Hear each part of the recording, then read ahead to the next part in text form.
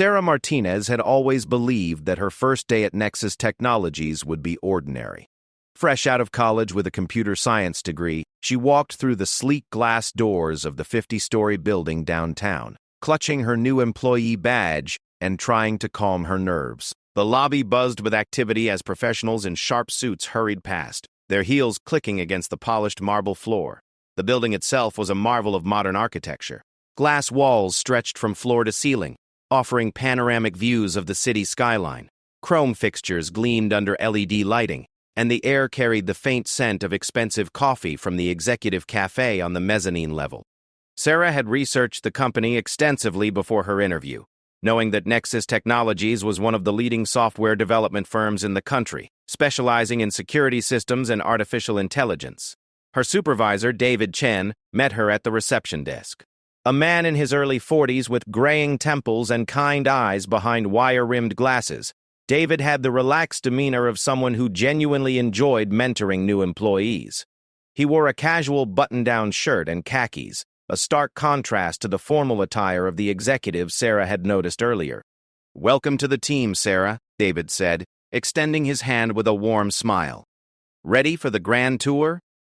As they walked through the corridors, David explained the company's structure. The lower floors housed general office spaces, meeting rooms, and the cafeteria. The middle floors contained various departments, including marketing, human resources, and client services, but it was the upper floors that caught Sarah's attention when David mentioned them almost casually. Floors 35 through 50 are restricted access, he explained as they passed a bank of elevators marked with red warning signs. "Those areas house our advanced research divisions and government contract work. Pretty standard stuff for a tech company our size." Sarah nodded, though something in David's tone suggested there was more to those restricted floors than he was letting on. She had noticed during her research that Nexus Technologies held several classified government contracts, but the details were never specified in any public documents. They arrived at the 20th floor, where Sarah would be working as a junior software developer.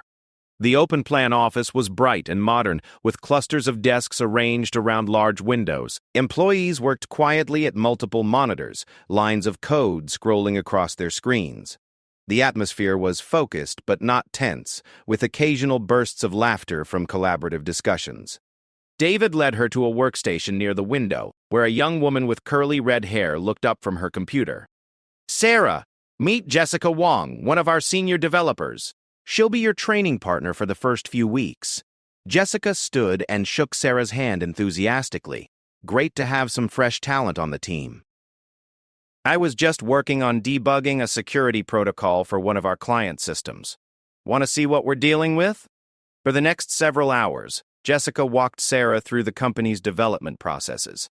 They worked primarily on security software for corporate clients, creating systems to protect sensitive data and control access to various facilities.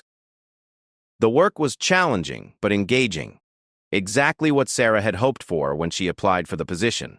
During lunch break, Sarah found herself in the employee cafeteria with Jessica and two other colleagues, Mark and Amanda.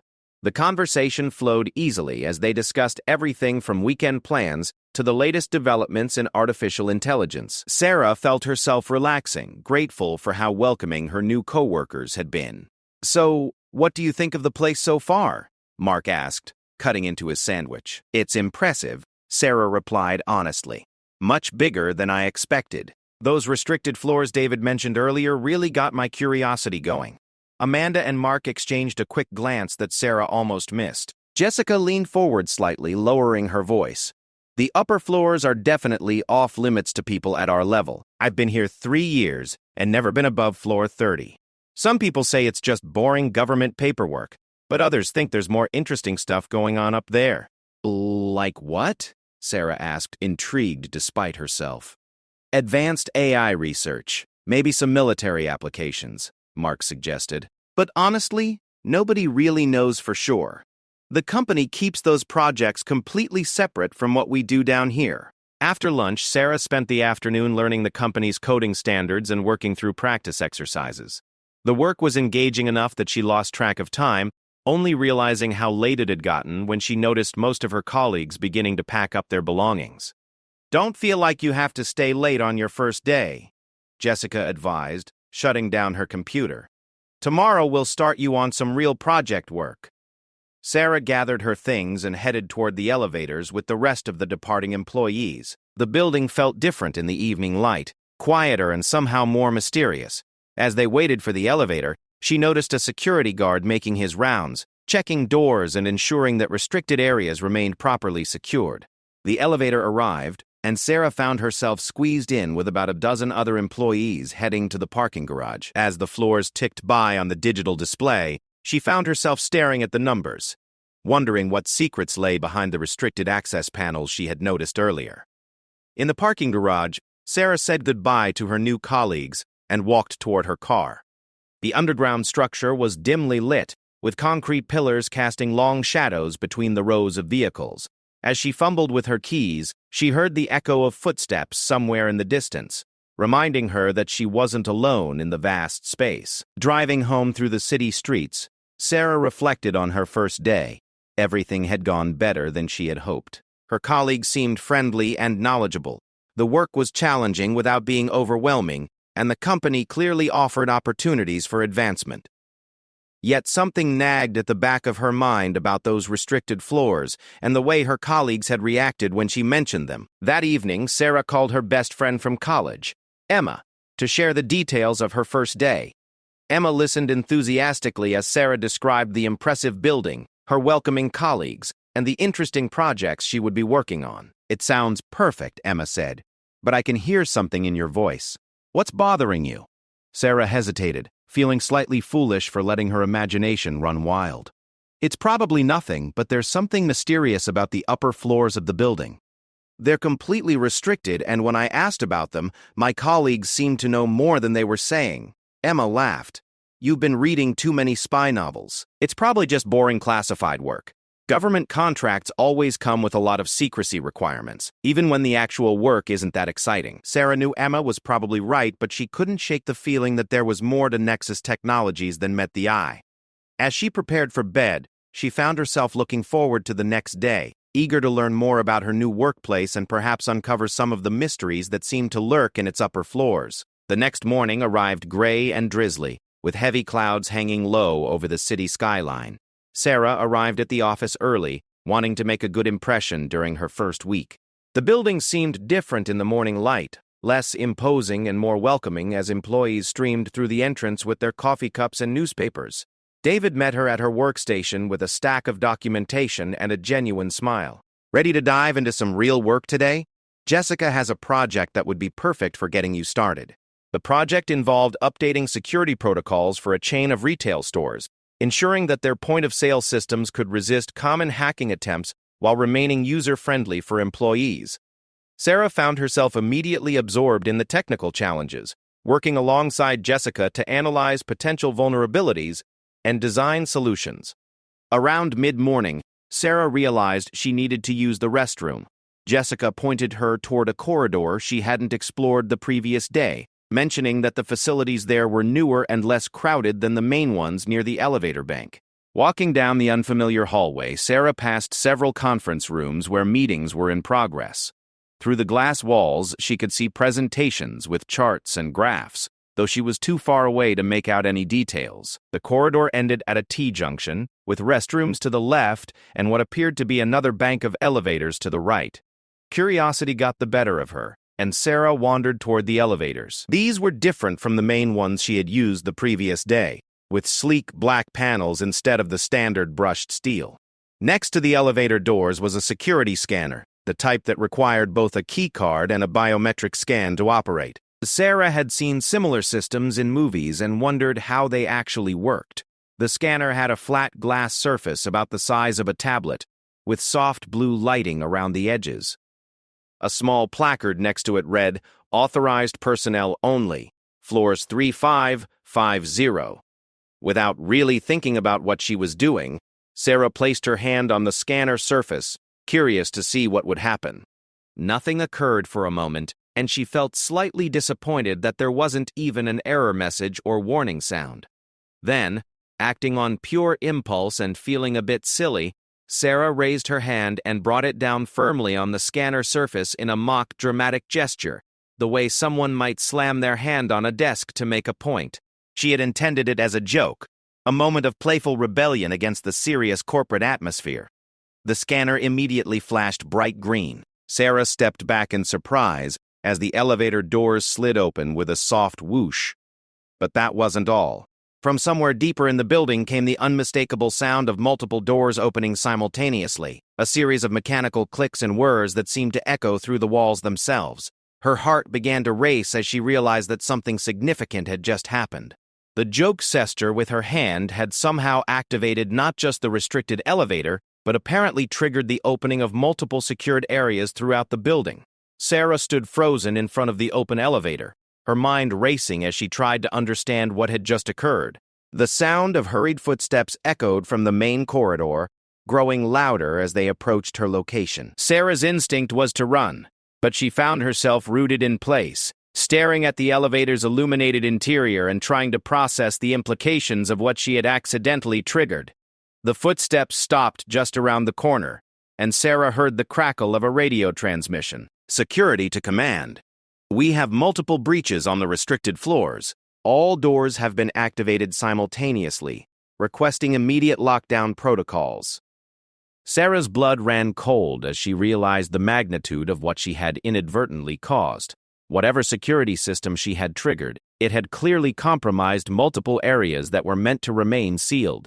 The playful gesture that had seemed so harmless moments before had apparently unlocked secrets that Nexus Technologies had been keeping carefully hidden. Sarah's mind raced as the gravity of her situation became clear. The open elevator doors seemed to mock her with their soft lighting and quiet hum.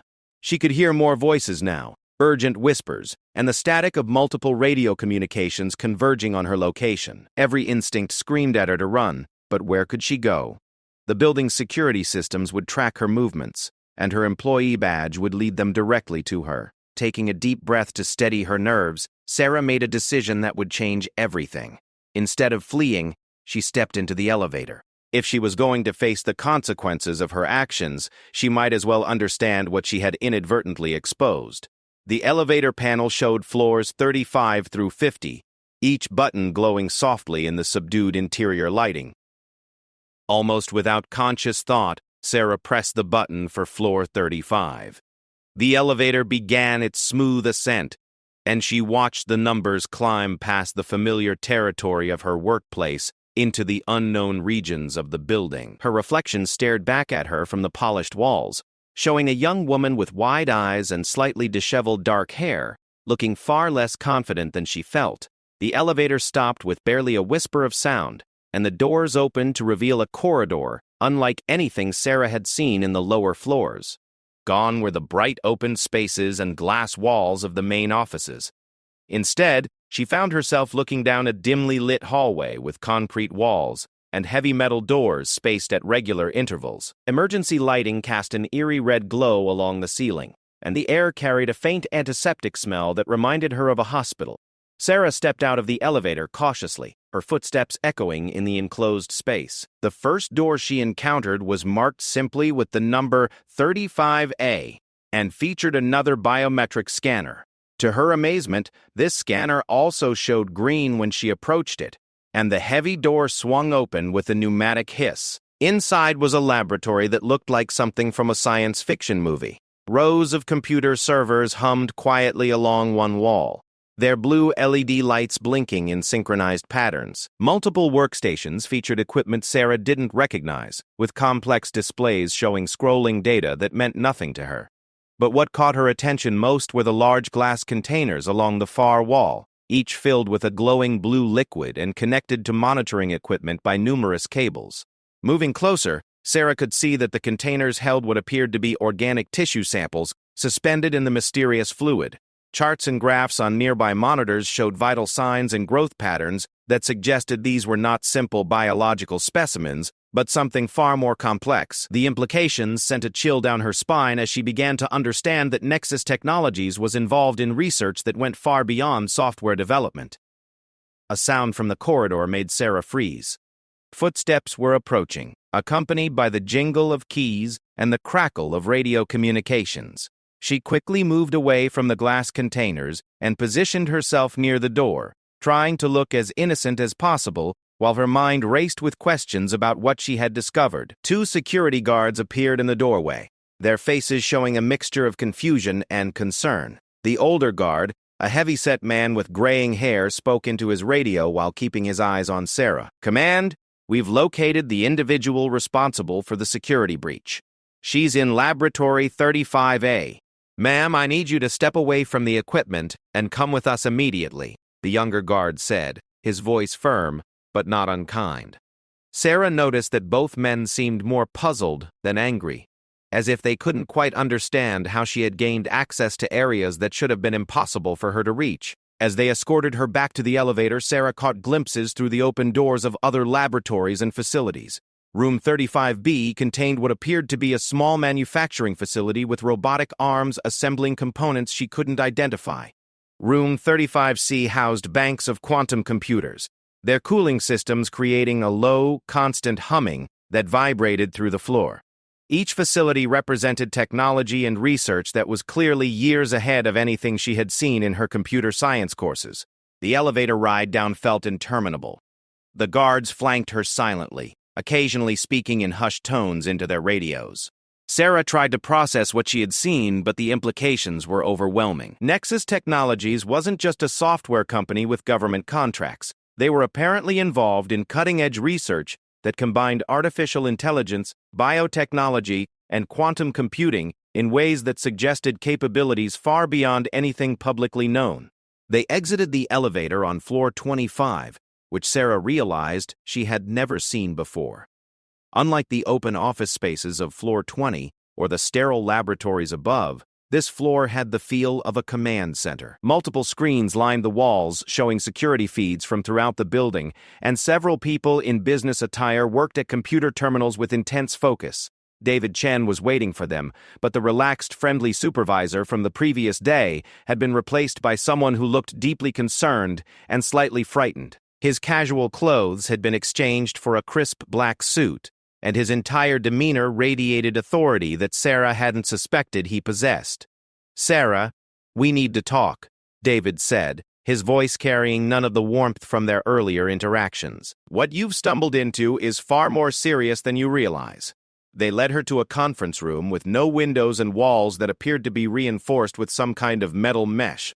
David dismissed the guards and activated what looked like a sophisticated electronic security system, causing the room to hum with barely audible energy. "Before we begin," David said, taking a seat across from her, "I need you to understand that everything you've seen today falls under the highest levels of national security classification. The work being conducted in the upper floors of this building is vital to protecting our country's interests, and unauthorized access carries severe legal consequences." Sarah found her voice, though it came out smaller than she intended. "I didn't mean to access anything. I was just curious about the scanner, and I touched it as a joke. I never expected it to actually work." David's expression softened slightly, but his tone remained serious. "That's precisely what makes this situation so concerning. The biometric scanners on those floors are designed with multiple layers of security that should be impossible to bypass accidentally. The fact that your handprint triggered not just one scanner, but apparently the entire secured floor system, suggests something that shouldn't be possible." He activated a tablet and showed Sarah a building schematic that highlighted dozens of secured areas throughout the upper floors. "When you placed your hand on that scanner, every single restricted door in the building opened simultaneously. Laboratories, storage facilities, computer centers, even areas that I don't have access to as a senior supervisor. In 30 years of operation, nothing like this has ever happened." Sarah stared at the schematic, trying to understand the implications. "But how is that possible? I'm just a new employee. I don't have any special clearance or authorization." "That's what we're trying to figure out," David replied. "The security system shows that your biometric signature somehow registered as having ultimate access authority. It's as if the system recognized you as someone with clearance levels that technically don't even exist within our normal hierarchy." The room fell silent as Sarah processed this information. She thought about the strange laboratories she had seen, the advanced technology that seemed decades ahead of current capabilities. and the way everyone was treating this situation as if it carried implications far beyond a simple security breach. "David," she said slowly, "what exactly does Nexus Technologies really do?" He hesitated for a long moment, clearly weighing how much he could reveal. The company was founded as a joint venture between private industry and government research agencies. Our official mission involves developing advanced security and artificial intelligence systems for national defense applications. But the research conducted in those upper floors represents some of the most advanced technological development currently undertaken anywhere in the world. "Including the biological research I saw?" Sarah asked. David's eyes widened slightly. "You saw the biotechnology labs?" "That research involves developing organic computer interfaces, biological systems that can interface directly with artificial intelligence networks. It's technology that could revolutionize everything from medical treatment to space exploration." Sarah felt a growing sense of unease as the pieces began to fall into place. "And the quantum computers?" "Those systems process information at speeds that allow for real-time analysis of massive data sets. Combined with the AI research, they're developing predictive capabilities that border on prescient. We can analyze social media patterns, economic indicators, and communication networks to predict everything from terrorist attacks to stock market fluctuations with unprecedented accuracy." The implications hit Sarah like a physical blow. She had inadvertently gained access to technology that represented the cutting edge of human knowledge, research that could reshape society in fundamental ways. And somehow the building's security system had recognized her as having authority to access all of it.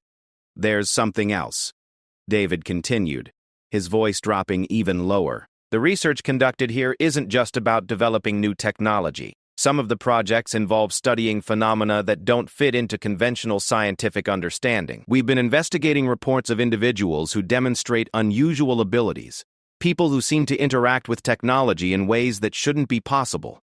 Sarah's blood ran cold as she began to understand why her accidental activation of the security system was causing such concern. "You think I'm one of those people?" "I think," David said carefully, "that what happened today suggests you have some kind of natural ability to interface with electronic systems in ways that bypass normal security protocols. It's extremely rare, but we've encountered it before." The room seemed to spin slightly as Sarah tried to process this information.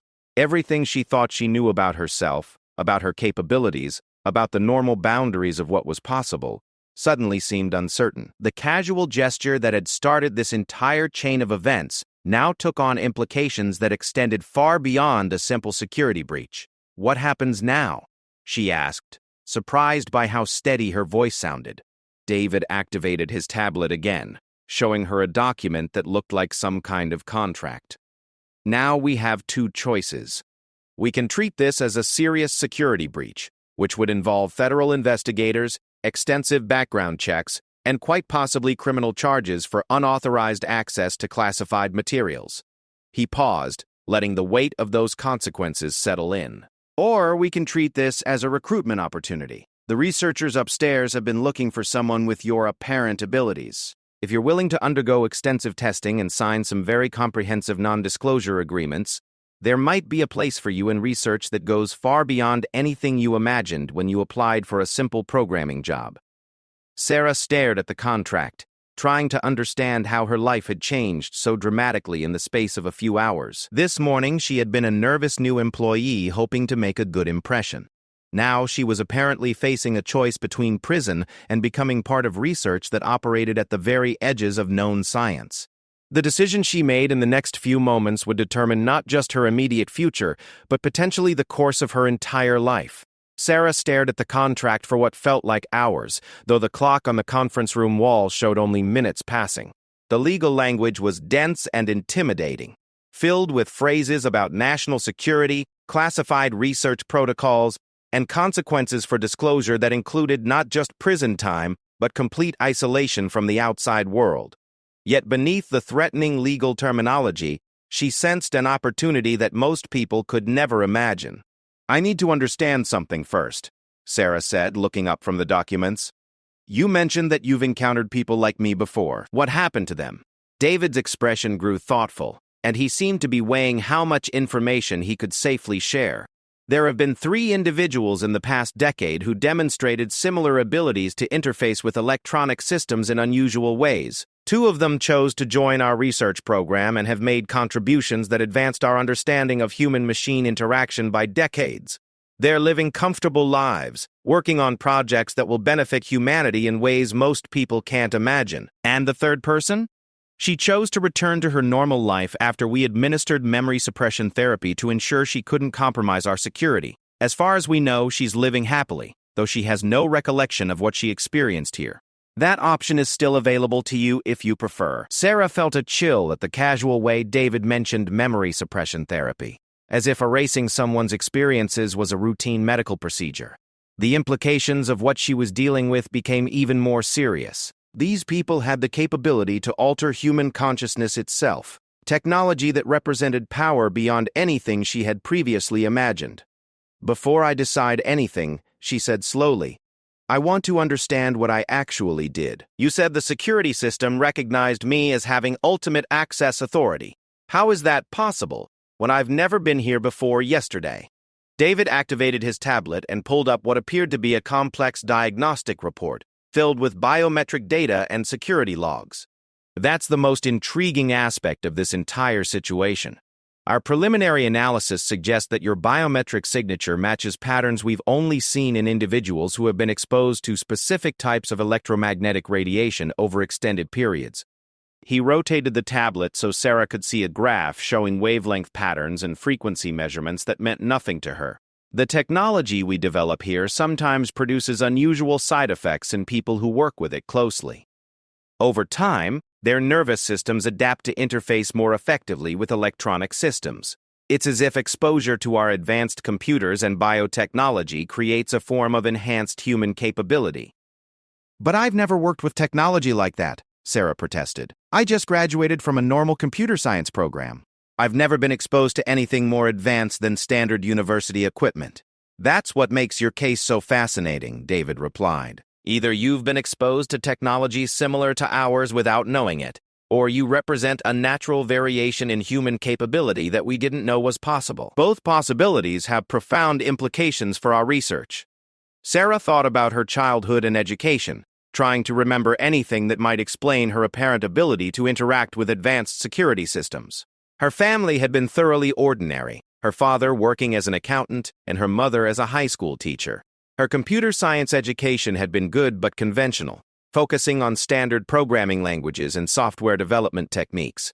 Yet now that she thought about it, she had always seemed to have an intuitive understanding of how electronic devices worked. In high school, she had been the person her friends called when their computers malfunctioned, and she often seemed to be able to fix problems that baffled more experienced technicians. She had attributed this to natural aptitude and extensive practice, but perhaps there had been something more unusual about her abilities.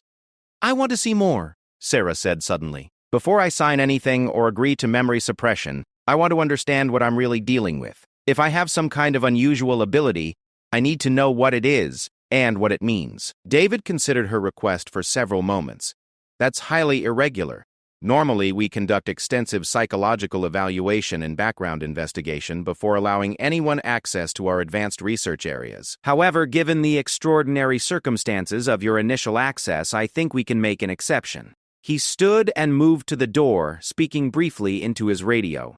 "I'm going to arrange for you to meet Dr. Elena Rodriguez, our senior researcher in human-machine interface studies. She's been studying people with abilities similar to yours for the past 15 years.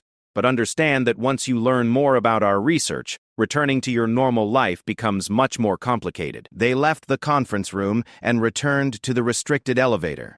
This time, David used his own credentials to access floor 42, which he explained housed the most advanced research facilities in the building. As they rose through the floors, Sarah found herself both terrified and exhilarated by what she might discover. Floor 42 looked like something from a futuristic movie. The corridors were wider and brighter than the lower restricted areas, with walls that seemed to pulse gently with embedded lighting. The air was perfectly climate-controlled, and Sarah could hear the subtle hum of advanced ventilation systems maintaining optimal environmental conditions for sensitive equipment. Dr. Rodriguez met them at the elevator doors. She was a woman in her 50s with silver-streaked black hair and intelligent dark eyes behind stylish glasses. Despite the high-tech environment, she wore casual clothes and had the warm demeanor of a favorite professor. "So you're the young woman who opened every door in the building with a single touch," Dr. Rodriguez said with a smile that mixed amusement with genuine fascination. "I've been looking forward to meeting you ever since David called. What you accomplished this morning shouldn't be possible according to everything we understand about our security systems." She led them through corridors lined with laboratories that made the facilities on floor 35 look primitive by comparison. Through reinforced glass windows, Sarah could see research areas that defied easy description. In one room, researchers wearing protective suits worked with equipment that seemed to bend light around it, creating distortions in the air that hurt to look at directly. Another laboratory housed what appeared to be a small particle accelerator, its circular form glowing with energy that cast strange shadows on the walls. "Our research here focuses on the intersection between human consciousness and advanced technology," Dr. Rodriguez explained as they walked. "We've discovered that certain individuals possess neural structures that allow them to interface directly with electronic systems, bypassing traditional input methods like keyboards and touchscreens. They entered a large laboratory filled with monitoring equipment and what looked like a comfortable reclining chair surrounded by sensors and displays. This is where we study individuals with enhanced technological interface capabilities. Would you be willing to participate in some non-invasive testing? I'd like to understand exactly how your nervous system interacts with electronic devices." Sarah felt a moment of hesitation, aware that she was moving further from any possibility of returning to her normal life. Yet her curiosity and the desire to understand what was happening to her overcame her caution. "What kind of testing?" "Nothing painful or dangerous, Dr. Coaching," Rodriguez assured her. "We'll use magnetic resonance imaging to study your brain activity while you interact with various electronic interfaces. Then we'll test your ability to operate devices using only biometric contact, similar to what you did with the security scanner." Sarah settled into the chair, and Dr. Rodriguez began attaching sensors to her head and arms. The equipment was more advanced than anything she had seen in medical facilities, with displays that showed real-time brain activity in three-dimensional models that rotated slowly as different regions became active. "I want you to simply touch this tablet," Dr. Rodriguez said, handing her a device that looked like a standard computer tablet but felt somehow different, as if it were charged with barely contained energy. "Don't try to do anything specific. Just make contact and let your mind relax." The moment Sarah's fingers touched the tablet's surface, the monitoring equipment around her exploded into activity. The displays showed cascading patterns of neural activity unlike anything Dr. Rodriguez had apparently seen before, and the tablet itself began displaying information that scrolled too quickly for Sarah to read. "Extraordinary," Dr. Rodriguez whispered, studying the readouts with intense concentration. "Your brain is interfacing directly with the device's operating system, accessing functions that aren't even available through normal user interfaces. It's as if you're communicating with the computer at the level of machine code." Sarah could feel something happening as she maintained contact with the tablet. Information seemed to flow between her consciousness and the device in ways that bypassed her normal senses. She became aware of the tablet's processing capabilities, its memory structure, even its connections to the building's network systems. It was like suddenly being able to see and understand a previously invisible layer of reality. "Try this, Dr. Kale," Rodriguez said, handing her a different device that looked more like a scientific instrument than a consumer electronic product. "This is a prototype interface system we've been developing for advanced research applications." When Sarah touched the new device, the sensation was even more intense. She found herself connected not just to a single computer, but to what felt like an entire network of interconnected systems throughout the building. Data flowed through her awareness like a river of information, showing her security protocols, research databases, even communication systems she didn't understand. Through this connection, Sarah became aware of other presences in the network.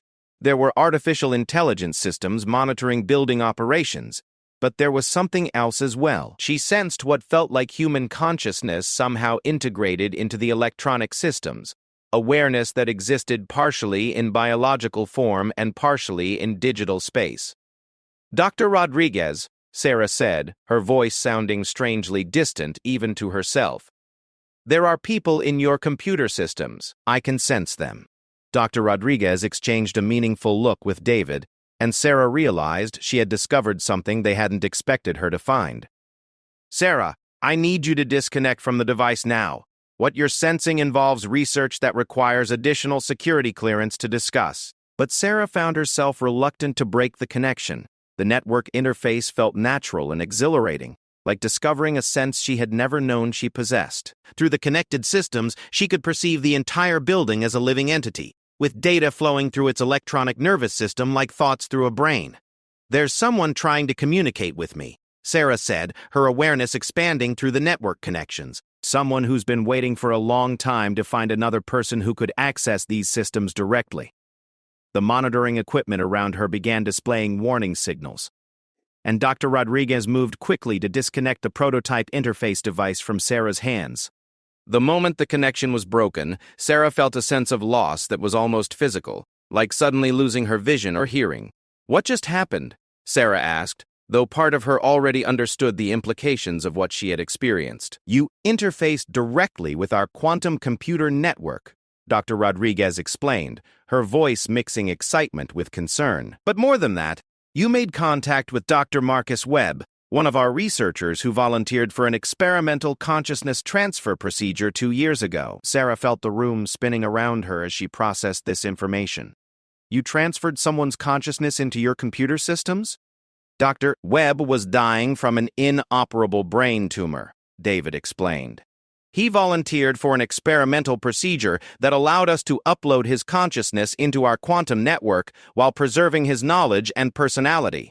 He's been continuing his research from within the digital environment, but until today, we had no way for him to communicate directly with people in the physical world." The implications of what Sarah had experienced hit her with overwhelming force. Not only did she possess some kind of natural ability to interface with advanced technology, but she had apparently made contact with a human consciousness that existed entirely within electronic systems. The research being conducted at Nexus Technologies wasn't just advancing technology, it was redefining the boundaries of human existence itself. "Dr. Webb has been trying to warn us about something," Rodriguez continued. "Something he discovered while investigating the network connections between our systems and external organizations. But without a direct interface capability, we haven't been able to understand his warnings." Sarah realized that her accidental activation of the building's security systems had been only the beginning of discoveries that would challenge everything she thought she understood about technology, consciousness, and reality itself.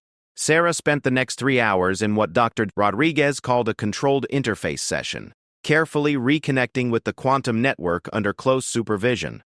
The experience was unlike anything she could have imagined possible. Through the electronic pathways, she found herself in direct mental communication with Dr. Tessio. Marcus Webb, whose consciousness existed as patterns of information flowing through the building's advanced computer systems. Dr. Webb's presence in the digital realm felt remarkably human despite the unusual circumstances. He communicated through direct thought transmission that bypassed spoken language, sharing concepts and information at speeds that would have taken hours to convey through normal conversation. Sarah learned that his consciousness retained complete access to his memories, personality, and knowledge, while gaining capabilities that were impossible for biological minds. "I've been trying to warn them for months," Webb's thoughts conveyed to Sarah with urgent intensity. "Through the network connections, I've discovered that our research is being monitored by organizations that have their own agenda for this technology. Someone is planning to use what we've developed here for purposes that could threaten global security." As their communication deepened, Dr. Webb shared what he had learned during his 2 years of existence within the quantum network. His consciousness could travel through any connected electronic system, observing communications and data transfers across vast networks that spanned the globe.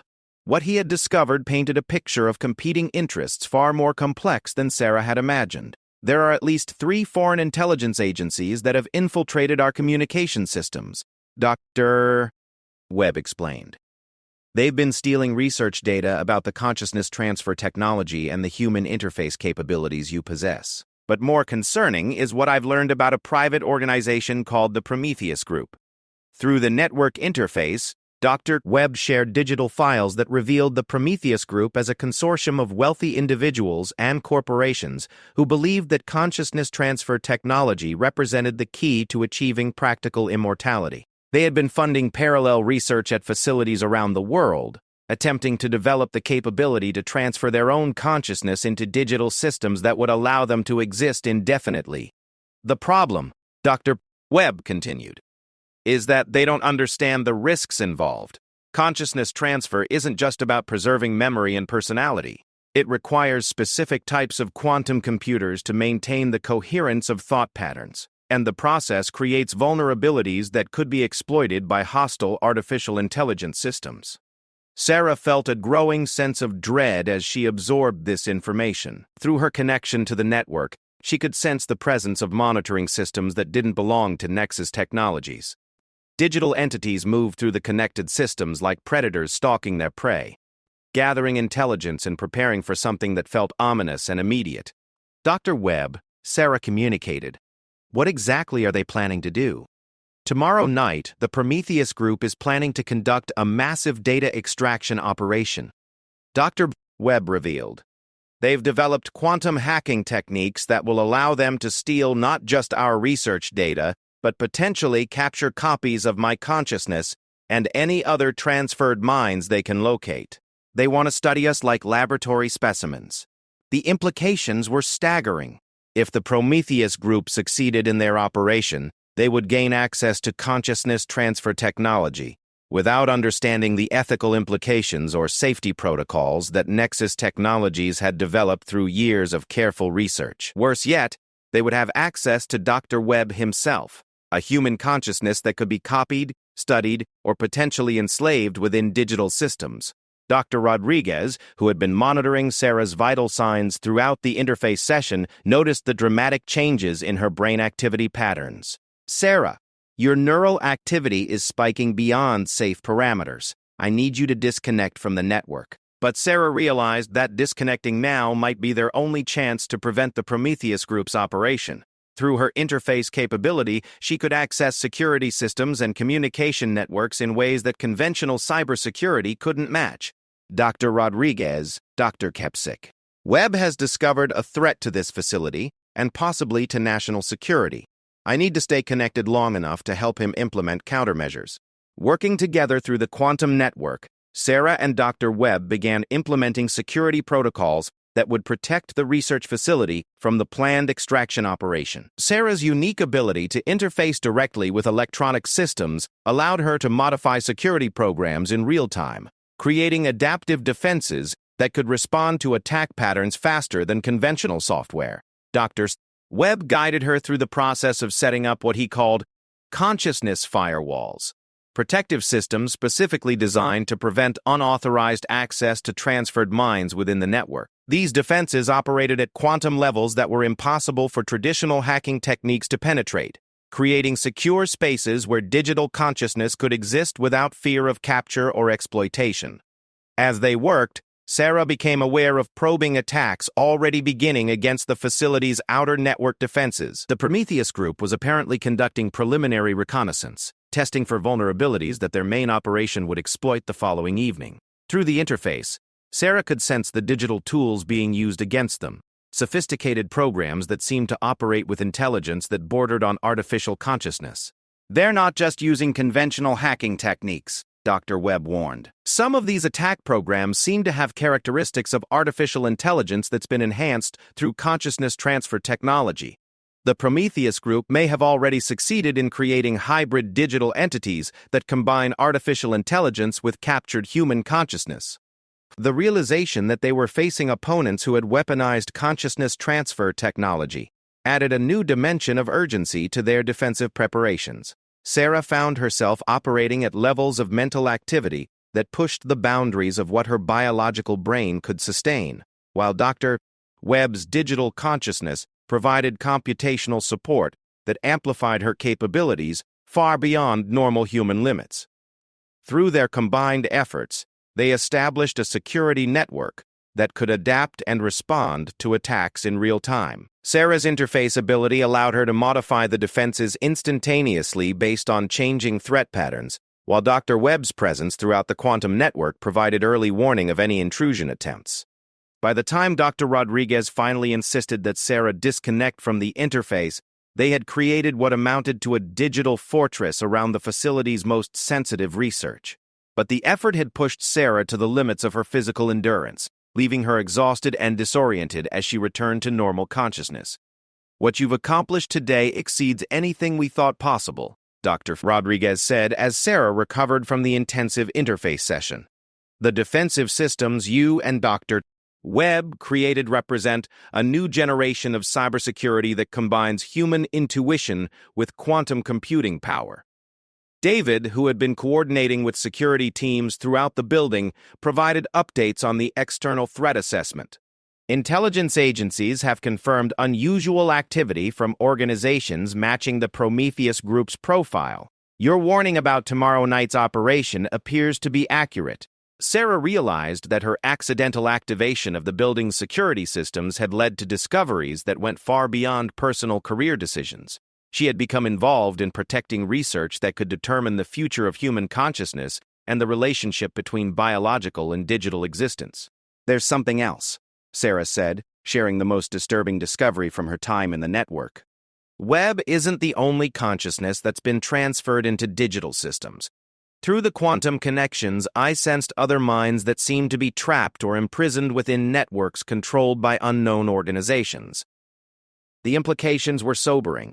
Consciousness transfer technology was apparently more advanced and widespread than even the researchers at Nexus Technologies had realized. Somewhere in the global network of connected systems, human minds existed in digital form, some voluntarily like Dr. Webb, but others possibly against their will. "This technology isn't just about advancing human capability or achieving immortality," Sarah continued. "It's become a new form of warfare, a way to capture and exploit human consciousness itself. The people trying to steal your research don't just want to live forever.